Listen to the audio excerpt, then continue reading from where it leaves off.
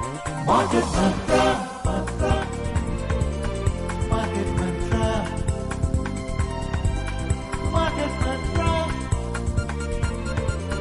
Market Mantra, Market Mantra,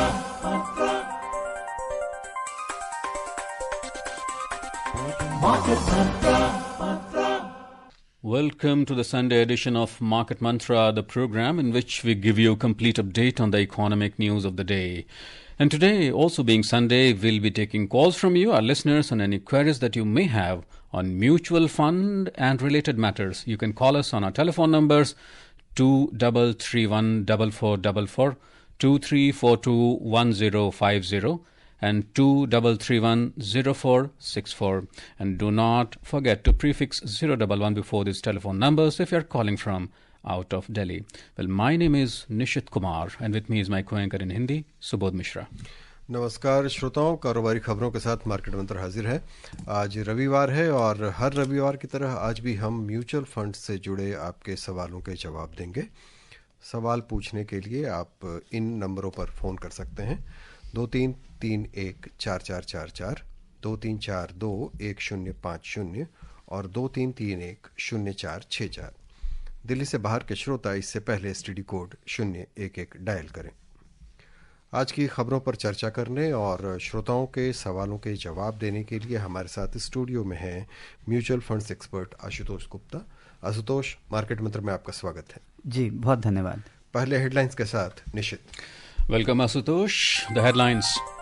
Prime Minister Narendra Modi lauds special campaign that contributed over 2,000 crore rupees to the state's exchequer since 2021. Domestic markets to focus on corporate earnings, FII and DI activities amongst other factors for Qs next week. And global crude oil prices rise 3% last week. Brent ended the week near $74 per barrel. प्रधानमंत्री नरेंद्र मोदी ने 2021 से 2,000 करोड़ रुपए से अधिक का राजस्व प्राप्त करने वाले विशेष अभियान के चौथे संस्करण की सराहना की।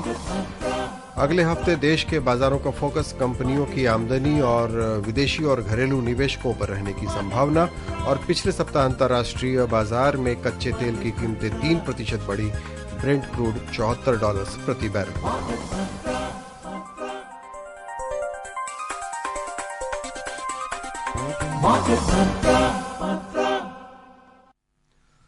आइए पहली खबर पे नजर डालते हैं। प्रधानमंत्री नरेंद्र मोदी ने आज विशेष अभियान के चौथे संस्करण की सराहना की। इस अभियान के फलस्वरूप सरकारी खजाने को वर्ष 2021 के बाद से कचरा बेचने पर 2,364 करोड़ रुपए के राजस्व समेत कई महत्वपूर्ण उपलब्धियां प्राप्त हुई हैं।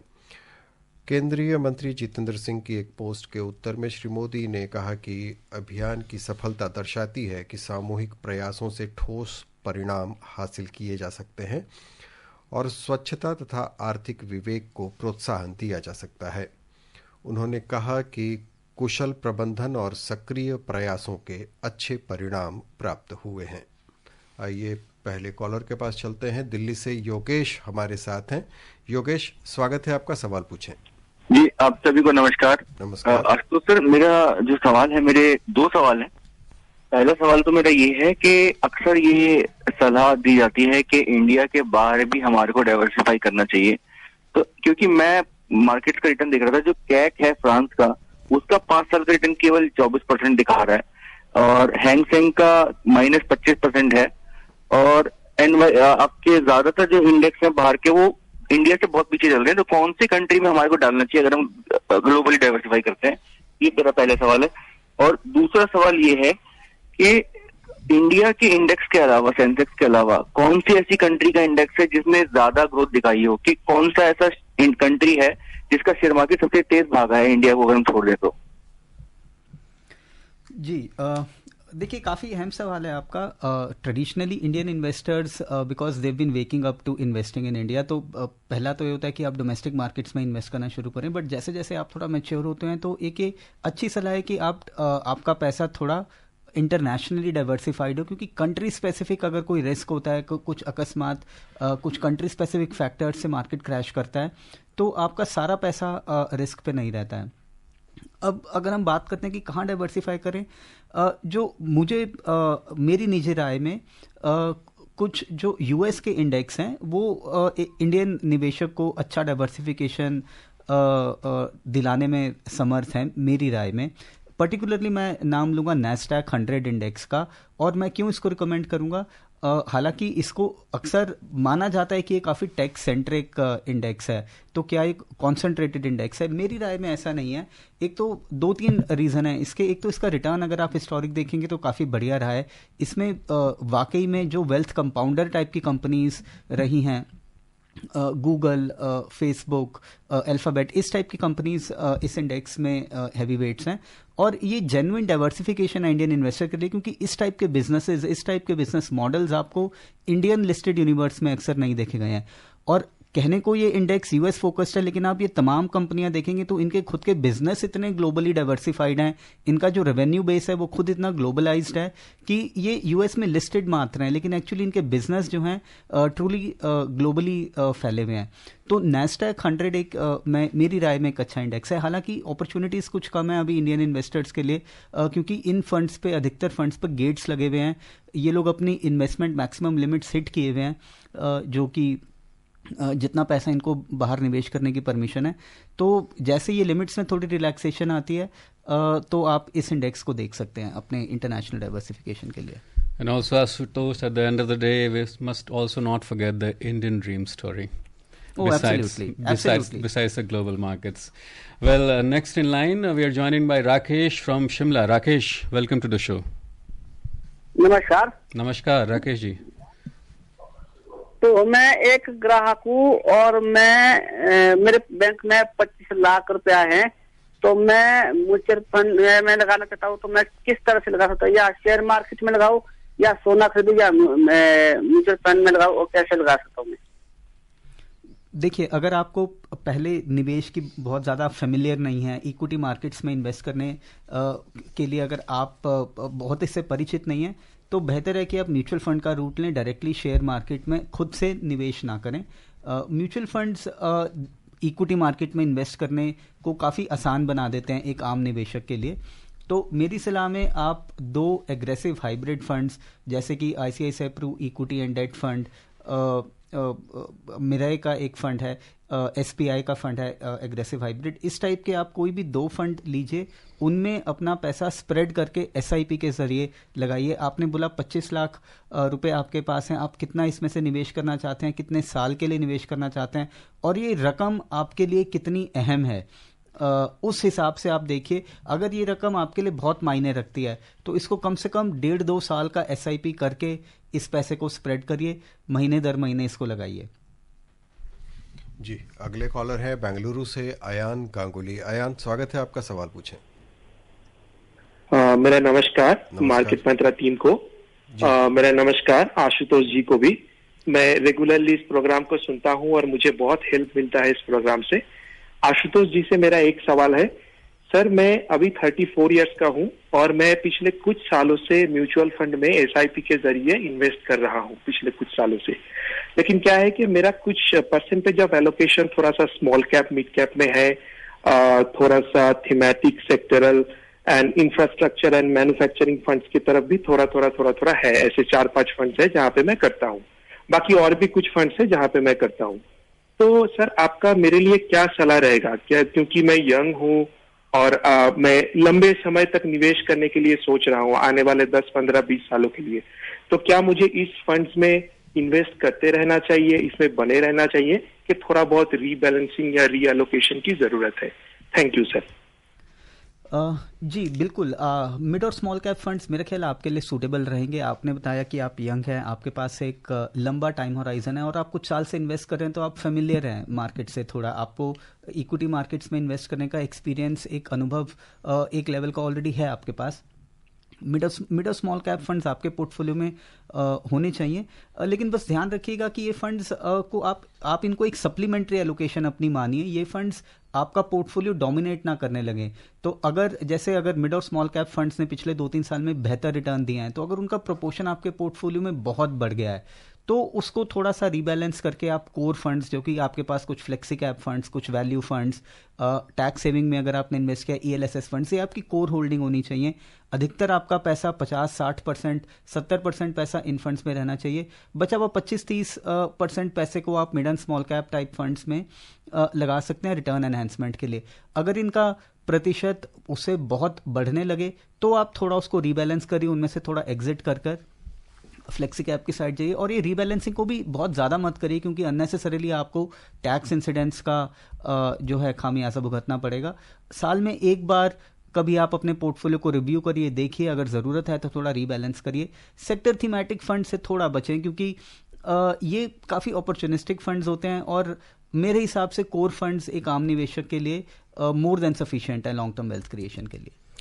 Next in line is Yashpal from Delhi. Yashpal, welcome to the show. Good evening, Team Market Mantra. Good evening. My question is regarding thematic funds only. Actually, I invested a big amount in SBI PSU fund last 5 months, and SBI Innovative recently 3-4 months back. And I have a lump sum, this thing, HDFC Defense, SIP HDFC Defense also for the last 5 months. So these schemes are showing a negative return. So please advise where I have to hold or what to do. Yeah, so unfortunately, those are the perils of investing in, sector and thematic funds, which are very narrowly defined. And, I think you invested perhaps in a PSU fund. I think you mentioned SBI PSU while you were speaking. So, clearly you would have fallen for investing in these funds, looking at their past returns, which have been blockbuster. But again, when some stocks or when such funds rise ahead of themselves, and there is inevitable correction to restore some balance, I think a strategy where you have all your money invested in sector and thematic funds is not advisable. So certainly you can have these, as I was mentioning earlier, that you can have these only as supplementary allocations of maybe 10-15%, but remaining of your money should be in core diversified equity funds. So if you are making incremental investments, then I would advise that stop investing in these funds and increasingly shift your new investments to more core funds, so that in some months there is some rebalancing which automatically happens by way of new money redirected to more diversified funds. Otherwise you need to exit some of this money and invest in more diversified options. जी, अगले collar हैं गुरुग्राम से नितिन, स्वागत है आपका, सवाल पूछें। नितिन, आप हमारी आवाज सुन पा रहे हैं? लगता है नितिन के साथ हमारा संपर्क नहीं है अभी। आशुतोष, अभी 2 कॉलर्स ने थीमेटिक फंड्स की बात की थी, और इसके लिए तो कई वर्षों से हमारे विशेषज्ञ लोगों को अलर्ट करते रहे हैं, सतर्क करते रहे हैं, खास करके जो बहुत बुनियादी निवेशक हैं उनको आगाह करते रहे हैं कि आप इन चक्करों में ना पड़ें, थीमेटिक के या सेक्टोरल फंड्स के झमेले में ना पड़े, क्योंकि इससे समस्या आपको उत्पन्न हो सकती है, या आपको बेसिकली आप म्यूचुअल फंड में आते हैं डाइवर्सिफिकेशन के लिए और वो हासिल नहीं होता। तो आप क्या सलाह देना चाहेंगे? क्योंकि अभी कुछ समय पहले भी जैसे अभी उन्होंने डिफेंस का भी नाम लिया था, तो कुछ उदाहरण देकर आप समझा सकते हैं कि क्या नुकसान है थीमेटिक में जाने के, जैसे इस तरह से अगर हम PSU या डिफेंस की बात लें तो।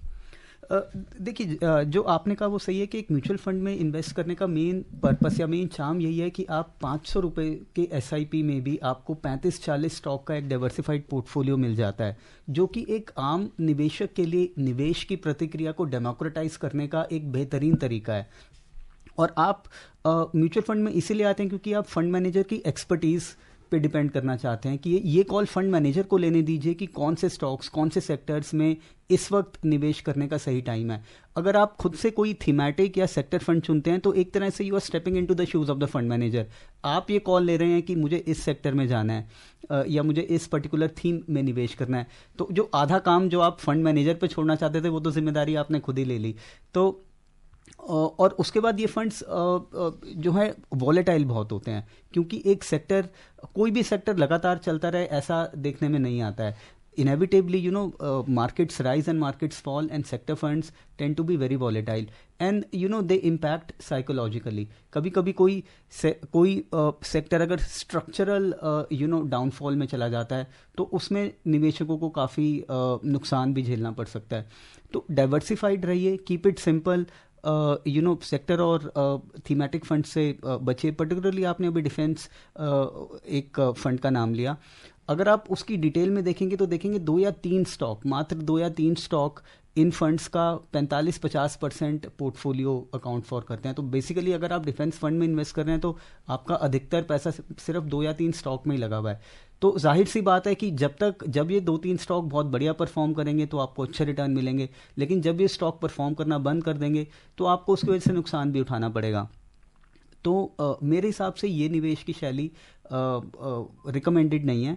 अगर आपको किसी सेक्टर पे कुछ खास कन्विक्शन है, आपको काफ़ी ज़्यादा आप ऑप्टिमिस्टिक है किसी पर्टिकुलर सेक्टर पे, तो उसमें आप अपना 8-10% पैसा लगाएं, वो वहाँ तक ठीक है, लेकिन आपका कोर पैसा डाइवर्सिफाइड ही रहना चाहिए. गुरुग्राम से नितिन जुड़ गए हैं हमारे साथ. नितिन, स्वागत है, आपका सवाल पूछें. नमस्कार जी. नमस्कार सर, हम नए ग्राहक हैं, म्यूचुअल फंड शेयर मार्केट की ज्यादा समझ नहीं है, और हमने ज्यादातर अपना पैसा उसमें बैंक में एफडी में लगा रखा है. हमने अपनी एफडी को चेंज किया और उसमें हमने रिन्यू कराई, तो उस समय हमें कुछ सलाह दी गई बैंक के थ्रू कि हमारे पास एक स्कीम है. प्राइवेट फंड जो बैंक है उन्होंने हमें ये बताया कि आप 2 लाख रुपया साल का दीजिए और आपको रिटर्न 1 साल बाद हम आपको 84-83 हजार रुपये देंगे. वो आपको 12 साल तक आपको 2-2 लाख रुपये ही देना पड़ेगा, और आपको हर साल 83-84 हजार रुपये जो आपको रिटर्न आएगा वो आपको आता रहेगा. 12 साल के बाद आपने कुछ भी नहीं देना, फिर भी आपको 13वें साल से लेके 25 साल तक आपके पास 83 हजार आता रहेगा. तो इस तरह से ये आपकी जो मैच्योरिटी की डेट है 25 साल की हो जाएगी. पर इसमें एक ये बात भी है, यंग एज के बच्चों के लिए ही स्कीम है, जैसे 25, 27, 28, 30 साल के बच्चों की जो 25 साल के बाद उनको ये मैच्योरिटी मिलेगी. पर ये बात हमें समझ नहीं आई कि ये इसमें इनका इंश्योरेंस भी उन्होंने इंक्लूड कर रखा है कि आपको इंश्योरेंस भी मिलेगा. अगर बाई चांस कुछ हो जाता है तो बीच में ही आपको सारा पैसा जितना टोटल 48 लाख रुपया मिलना है वो मिल जाएगा. तो ये समझ नहीं आ रही है हमें. म्यूचुअल फंड में जाने के लिए ये फंड मैनेजर कहाँ से संपर्क करें, ये ऐसी कौन सा कॉन्टेक्ट है जो म्यूचुअल फंड में फंड मैनेजर से डायरेक्ट हम मिले और वहाँ से हेल्प लें और अपना म्यूचुअल फंड में हम इंटरेस्ट बढ़ाएं. देखिए, पहले तो इस प्रोडक्ट से आप बचें. जैसा कि आपने कहा कि ये एक यूलिप टाइप का प्रोडक्ट है, ये काफ़ी एक्सपेंसिव प्रोडक्ट होते हैं और आमतौर पर देखा गया है कि निवेशकों के लिए बहुत बेनिफिशियल नहीं होते हैं. तो मेरी सलाह में तो आप इस प्रोडक्ट को थोड़ा स्केप्टिसिज्म के साथ देखिए, थोड़ा शक की निगाह से देखिए और इससे बचिए. म्यूचुअल फंड्स मेरी राय में हमेशा ही लो कॉस्ट, ज़्यादा ट्रांसपेरेंट और काफ़ी वेल मैनेज्ड प्रोडक्ट्स हैं. अब सवाल है कि आप म्यूचुअल फंड में शुरुआत कैसे करें. तो देखिए, 2-3 जरिए होते हैं. आप जहाँ पे आपके बैंक अकाउंट्स हैं वो ही अधिकतर डिस्ट्रीब्यूटर होते हैं म्यूचुअल फंड्स के भी, आप उन्हीं के थ्रू म्यूचुअल फंड्स ले सकते हैं.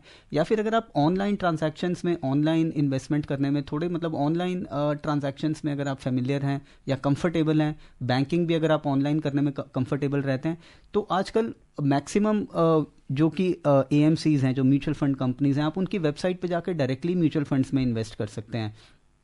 तो आप वो जरिया देखिए. आप शुरुआती निवेशक हैं, पहले आपने कभी इन्वेस्ट नहीं किया है, तो एग्रेसिव हाइब्रिड फंड से शुरुआत करिए, जैसे मैं अभी भी पहले भी एक श्रोता को सलाह दे रहा था. तो आप एग्रेसिव हाइब्रिड फंड से शुरू करिए. जैसे एक ICICI प्रू का इक्विटी एंड डेट फंड है, आप उस कंपनी की वेबसाइट पर जाकर भी वहाँ से निवेश शुरू कर सकते हैं. तो आप मेरी सलाह में ऐसा कुछ ट्राई करिए, या अपने बैंक ब्रांच के जरिए भी आप म्यूचुअल फंड में इन्वेस्ट कर सकते हैं. Our next caller is Virendra from Karnataka. Virendra, welcome to the show. Thank you, sir. Thank you, Market Mantra team. Good evening. Good evening, Virendra.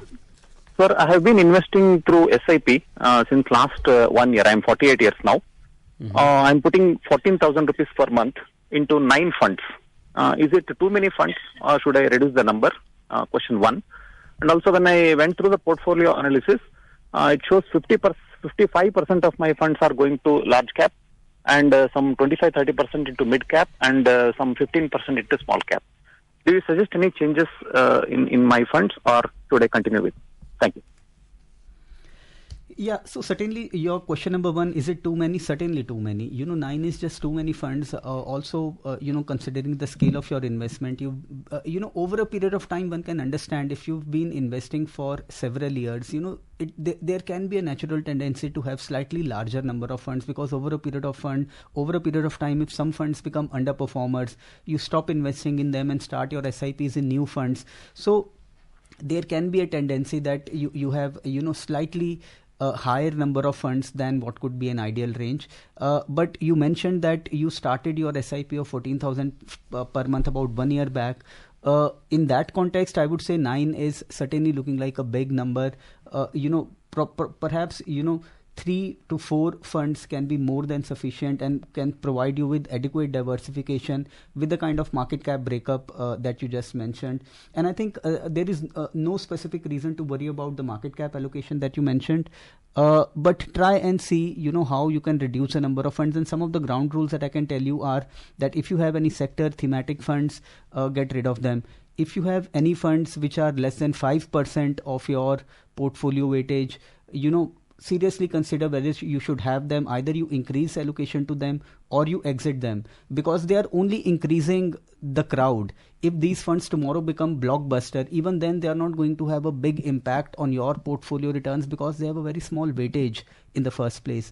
So any such funds which are too small a holding for you, either you increase their weightage, which means you exit something else, or you exit them. So through this, try and consolidate your portfolio and come down to no more than 3 to 4 funds, and I think it will make it more manageable, and you would be able to track them better.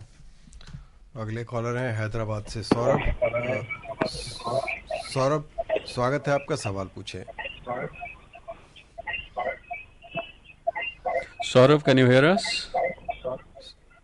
Hello जी सौरभ, अपने radio set की आवाज कम कर लें. स्वागत है आपका, सवाल पूछें. हेलो जी सौरभ. जी मैं पंकज बोल रहा हूँ कोलकाता से. अच्छा, कोलकाता से जुड़ गए हैं हम. पंकज हमारे साथ हैं. जी पंकज, स्वागत जी, है नमस्ते. आपका. जी सवाल पूछें अपना. हाँ जी सर, हमारा सवाल ये है कि हमने अभी कुछ दिन पहले ही SIP स्टार्ट किया है. तो हमें किसी ने सुझाव दिया था कि हमारा बैंक अकाउंट SBI में है, तो उन्होंने कहा था कि आप बैंक से भी करवा सकते हैं. तो वहाँ हमने SBI इक्विटी हाइब्रिड फंड नाम से एक SIP स्टार्ट किया. तो हमें यह जानना है कि ये किस तरह का, ये क्या सही सलामत, ये सही है कि या इसको हमें बदल कुछ और करना चाहिए, बस यही जानना है हमें. जी देखिए, SBI इक्विटी हाइब्रिड एक शुरुआती निवेशक के लिए इस टाइप के फंड्स जनरली रिकमेंडेड हैं, क्योंकि ये फंड्स करीब 70-75% पैसा आपका मार्केट में, इक्विटी मार्केट में लगाते हैं, बचा हुआ पैसा फिक्स इनकम में रहता है. तो आपके पास थोड़ा सा कुशन रहता है कि अगर मार्केट में गिरावट आती है तो ये फंड्स थोड़ा कम गिरते हैं शुरुआती निवेशक के लिए, इसलिए थोड़ा सा पीस ऑफ माइंड रहता है. अगर मैं इस स्पेसिफिक फंड की बात करूं, फंड लॉन्ग टर्म के नज़रिए से अच्छा है, अच्छी फंड मैनेजमेंट टीम है. हालांकि पिछले 1-1.5 साल से थोड़ा अंडर परफॉर्मर रहा है, तो परफॉर्मेंस निराशाजनक रही है. तो इसको आप, अगर आप ऑलरेडी इसमें निवेश शुरू कर सकते हैं तो आप बने रहिए. ऐसा कुछ इसमें खराबी नहीं है. फंड में थोड़ा अंडर परफॉर्म कर रहा है, लेकिन फिर भी बुरा फंड नहीं है. Next collar is SPS Jain from greater Noida. Mister Jain, welcome. Okay, it seems we'll reconnect to Mr. Jain, but in the meanwhile we have some news. And for the markets, after a holiday truncated week, the market is expected to consolidate further with stock-specific action due to the last lot of September quarter results. US inflation, Fed Chair Jerome Powell's speech, India's CPI inflation, and FII activity, among others. The market will remain shut on November 15th for Guru Nanak Jayanti. Next week, more than 2,500 companies will declare the September quarter results, including ONGC, Britannia, Hindalco, Eicher Motors, Grasim, Hyundai Motors and Hero Motocorp, etc. Apart from earnings, there will be focus on the CPI and WPI inflation for October, which will be announced on November 12th and 14th, respectively. Globally, investors will keep an eye on US inflation and retail sales in October. Furthermore, global markets will monitor speeches by several Fed officials during the week, including Powell's on November 15th. The Eurozone's GDP numbers, as well as preliminary estimates for the UK and Japan's Q3 GDP figures, are also due next week, while China will release its retail sales, industrial production, house price index, and unemployment numbers for October. Market participants will also closely monitor the FII and DII activity. The street will also watch oil prices, which have been hovering below the $75 mark for several weeks now. And Mr. SPS Jain has joined from Greater Noida. नमस्कार जी. नमस्कार.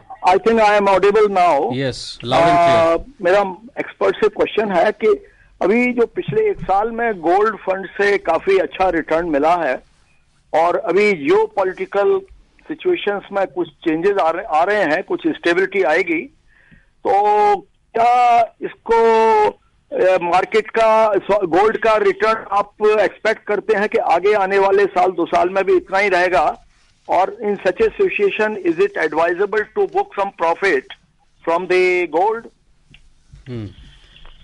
देखिए, आगे आने वाले time में performance कैसा रहेगा इसके बारे में कुछ भी निश्चित तौर से कहना बड़ा मुश्किल है, तो मैं कुछ भी ऐसी राय देने से तो बचूंगा। लेकिन आप गोल्ड का जो पर्पस होता है एक पोर्टफोलियो में, उसके बारे में आपको कुछ सुझाव दे सकता हूँ, and you can decide accordingly. देखिए, गोल्ड एक हेज की तरह पोर्टफोलियो में होता है, क्योंकि जब इक्विटी मार्केट्स देखा गया उनमें गिरावट आती है तब गोल्ड अच्छा परफॉर्म करता है। तो गोल्ड की थोड़ी सी मात्रा में अगर आप पोर्टफोलियो में रखें तो मेरा ख्याल उसका उतना ही पर्पस है। लॉन्ग टर्म में अगर हम देखते हैं तो गोल्ड बहुत इंस्पायरिंग परफॉर्मेंस नहीं रही है, तो मेरे हिसाब से गोल्ड एक बहुत डोमिनेंट प्रोपोर्शन तो आपके पोर्टफोलियो का सर्टेनली नहीं होना चाहिए। जी, अगले कॉलर है पटना से संदीप। संदीप, स्वागत है आपका, सवाल पूछें। जी नमस्कार, मार्केट मंत्रा टीम को मेरा नमस्कार जी। संक्षेप में प्रश्न पूछें संदीप। सर, मेरा क्वेश्चन है कि ये क्वांट स्मॉल कैप फंड और क्वांट का जो मिड कैप फंड है, इसका पिछले 6 महीना का परफॉर्मेंस काफी अच्छा नहीं दिख रहा है, इवन निगेटिव में रिटर्न जा रहा है, तो इसके पीछे क्या वजह है? क्या अभी मुझे इस फंड से स्विच करके दूसरा फंड में चले जाना चाहिए क्या? देखिए, अच्छे से अच्छे फंड के लाइफ में भी कुछ ऐसे फेज आते हैं कि जब वो अंडर परफॉर्म करता है। क्वांट एक जनरली थोड़ा सा high risk high return strategy के रूप में देखा जाता है, थोड़े एग्रेसिवली पोर्टफोलियो मैनेज होते हैं, हाई चर्निंग होती है, तो कभी कभी अगर मार्केट उनकी स्ट्रैटेजी की कंड्यूसिव नहीं होगी तो वो अंडर परफॉर्म करेंगे। बेस्ट सोल्यूशन इसका यह है कि आप डाइवर्सिफाइड रहें। एक एएमसी में ही अगर आपका सारा पैसा लगा रहेगा तो ऐसे निराशा के मौके आएंगे। थोड़ा अपने पोर्टफोलियो को डाइवर्सिफाई करें, जो आपकी इन्वेस्टमेंट है मेरे हिसाब से उसमें बने रहें। And moving on to oil now, global crude oil prices rose nearly 3% last week as the market settled in after the US election results and speculations about stimulus efforts from the world's number one importer, China. Brent crude oil futures ended the week at $73.87 per barrel on Friday, while the US crude settled at $70.35 per barrel. Meanwhile, top oil importer China's latest round of fiscal support disappointed oil investors. Chinese authorities announced a package easing debt repayment strains for local governments, but those measures failed to enthuse.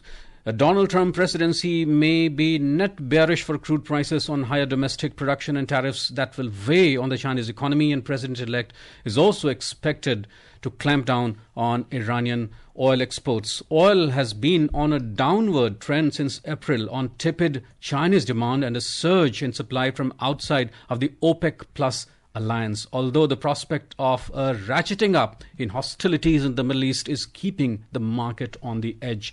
And there are widespread expectations of a glut next year, but there is still a lot of uncertainty that could tighten balances. जी, Ashutosh, market Mantra में आने और श्रोताओं के सवालों के बहुत अच्छे जवाब देने के लिए बहुत बहुत धन्यवाद। जी, धन्यवाद आपका। Thank you so very much, Ashutosh. And now before we close, a reminder of the headlines. Prime Minister Narendra Modi lauds special campaign that contributed over 2,000 crore rupees to the state exchequer since 2021. Domestic markets to focus on corporate earnings, FII and DII activities, amongst others, for the Qs next week. And the global crude oil prices rise 3% last week. Brent ended the week near $74 per barrel. That's it in this edition of Market Mantra. From the entire team here, it's goodbye. Market Mantra, Mantra.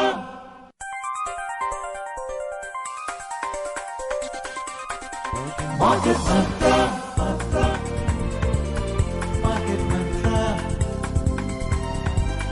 Market Mantra. Market Mantra. Market Mantra.